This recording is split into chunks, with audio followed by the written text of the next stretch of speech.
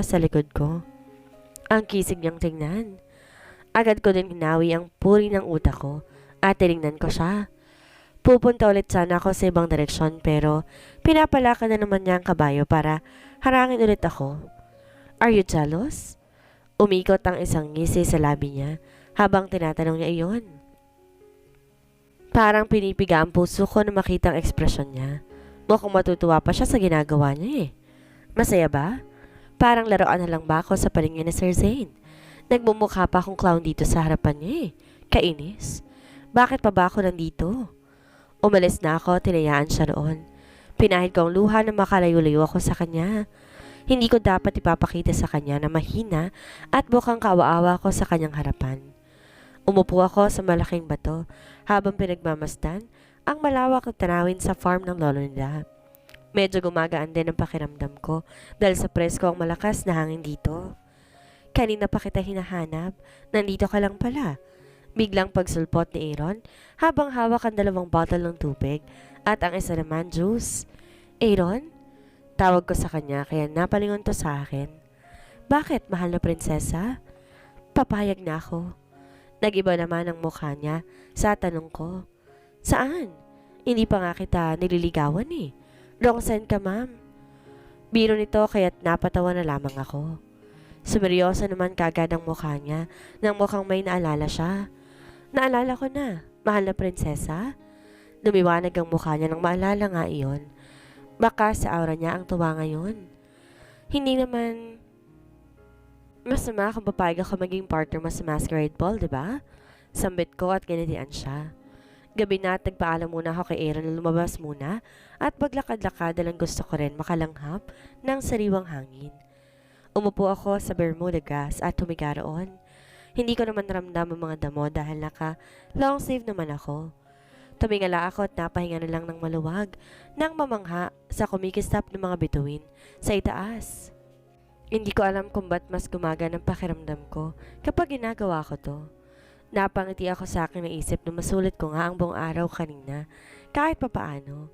Ang dami kong nagawa ngayon kasama si Aaron. Nagpakain kami ng mga baka, sheep, pato, pati donkey. Nahimasmasan din ako dahil nandyan din naman si Aaron na palaging tumatawa. Ang masayahing abo na nakilala ko.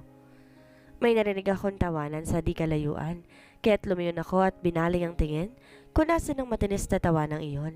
Nasa palagay ko, mukhang boses naman ni Tiffany. Nakita ko silang dalawa ni Sir Zane mga ilang metro layo mula sa aking pwesto. Maliwanag ang buwan ngayon, kaya medyo nakikita ko silang dalawa. Nakaupo lang din si Sir Zane habang nakatuon ng atensyon sa kawalan. At si Tiffany naman mukhang nagkukwento sa kanya. Ako dapat yun eh. Bumuntong hininga na lang ako at tumingin ulit sa itaas. Hindi ako makapaniwalang mag-fensay ng dalawa. Naging malakid lang pala talaga ako sa pagmamahalan nila nang mukha akong sumisiksik sa relasyon ng iba. Di ko maiwasang di maawa sa sarili ko ngayon.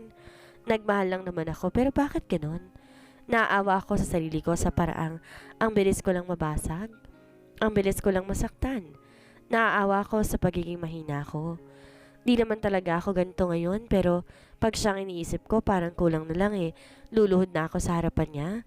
Ganito ba talaga ako magmahal? Grabe, naiinis ako. Tumayo na ako at pumasok na sa loob. Ayoko silang makita roon na ang saya-saya tapos ako umiiyak sa selos. Alas 7 ng gabi, inaya ko si Aaron umuwi dahil may trabaho pa ako bukas. Malayo pa naman uuwian namin. Kumain muna kayo bago kayo umalis. The food is already prepared. Aya ng kanilang lolo. Nakaramdam na rin daw ng gutom si Aaron at para hindi na kami mag-order sa drive-thru, tumungo lamang kami roon. Pagdating namin sa dining area, nandun na rin ang dalawa. Umupo na ako sa bakanting upuan, pati si Aaron umupo na rin sa tabi ko. Magkaharap kami ngayon ni Sir Zane na blanco lang ekspresyon habang kumakain. Nagsandok ako ng kanin at adobo. Yun lang nilagay ko sa plato ko dahil paborito ko talaga ang adobo. Mga ilang minuto natapos na akong kumain at pati sila'y natapos na rin. Tumayo ko at isa-isang niligpit ang pinagkainan namin at nilagay iyon sa sink. Sa paraang to kahit konti, masusuklian ko ang kabaitan ng lolo nila. Sinabi niya na wag daw lang gagawin dahil Gagawin naman daw yun ng mga kasambahay pero nakakahiya din. Kasi kaya hindi niya na ako pinilit at mukhang natuwa pa siya. Dahil nakangiti lang to habang tinitingnan ang ginagawa kong naglilinis. Napakatulungin mo naman. Ay, oo nga pala. Hindi ba't trabaho mo kasambahay rin? Am I right? Singit ni Tiffany habang pinupunasan kong lamesa. Natahimik lahat sa sinabi niya pati ang ibang kasambahay. Napalingon din sa akin. Hindi ko alam ang gagawin ko. Ramdam ko ang papamula ko ngayon at ilang. Nakita ko napahilo sa sentido sa Sir Zane at sa Aaron naman. Parang babalatan sa Tiffany. Pati na rin ang lolo nilang umiling-iling na mukhang di makapaniwala sa sinabi ni Tiffany sa akin. Umiti ako sa kanila at binilisan ang ginagawa ko. Lumapit sa sink para maghugas ng kamay. Di na rin ako nakasagot kay Tiffany dahil umalis ito. Mukhang may tumawag sa phone niya. Urgent daw, sabi niya. Ako na po dito, ma'am.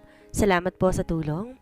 Bulong sa akin na may katagdaang babae na akma na akong kukuha ng dishwashing para hugasan iyon. Nginitian ko na lang siya bilang sagot at di na umangal pa. Bumalik na ulit ako sa pwesto kanina.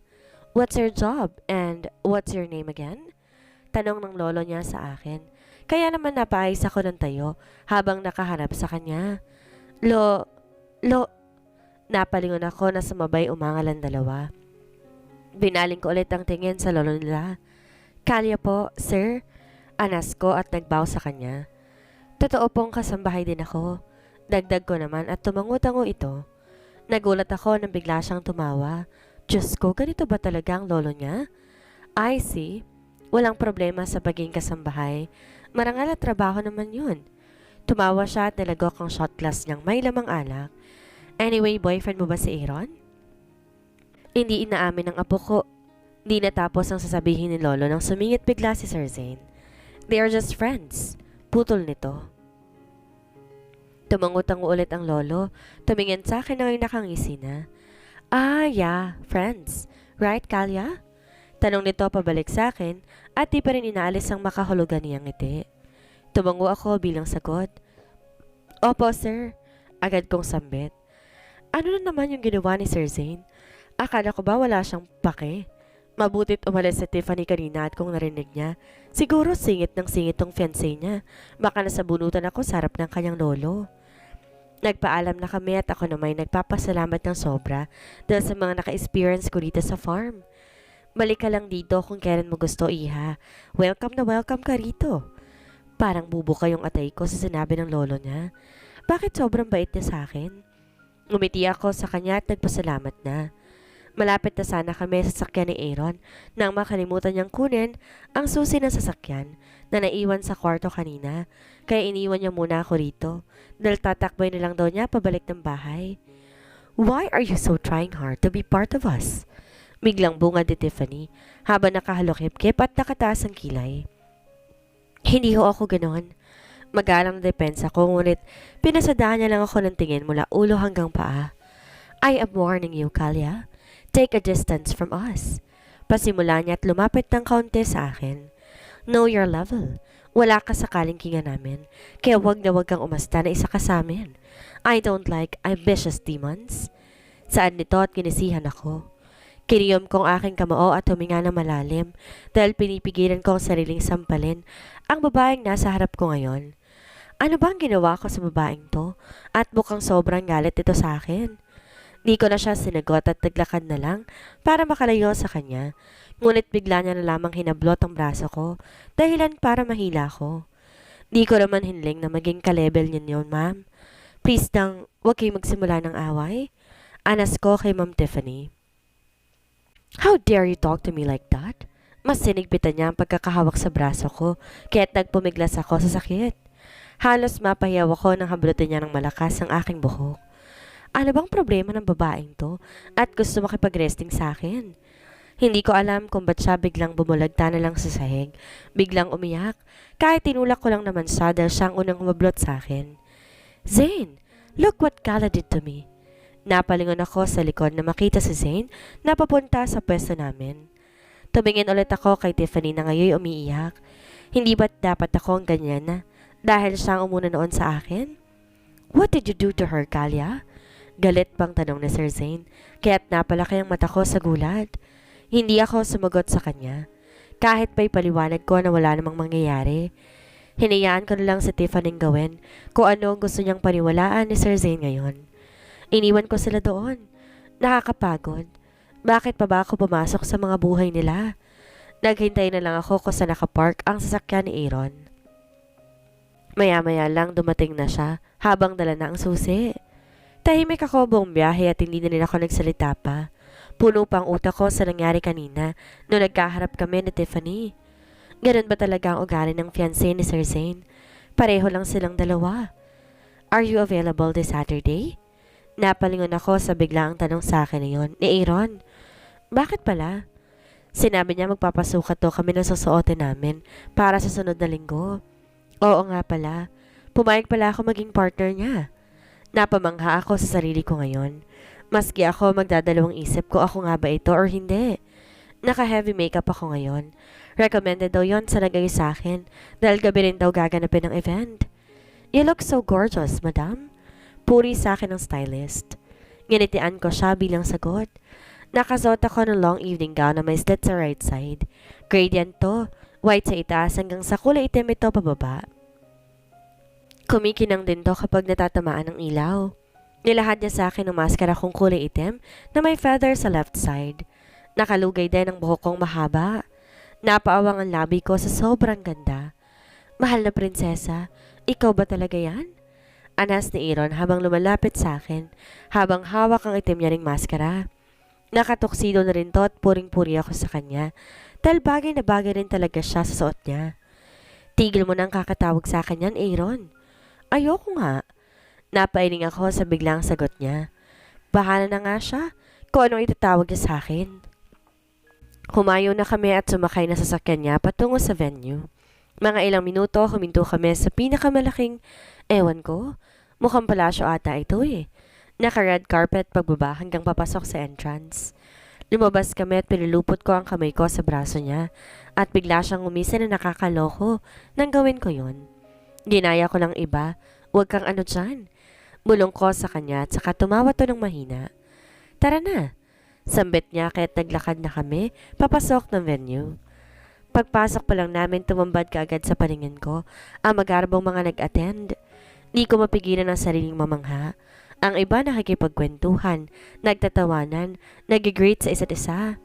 Umupo muna ako sa bakanting upuan dahil nagpaalam muna si Aaron dahil may tatagpo pa raw ng mga business owners. Wine, ma'am? Anas ng waiter na lumapit sa akin. May dalang tray at 5 flute glass na nakapatong sa ibabaw. Kumuha ko ng isa at nilagok ko iyon. Biglang nasira ang maganda kong aura ngayon. Sobrang tapang pala nun. Wine ba yun? Diyos ko, parang napasa yung lalamunan ko ah.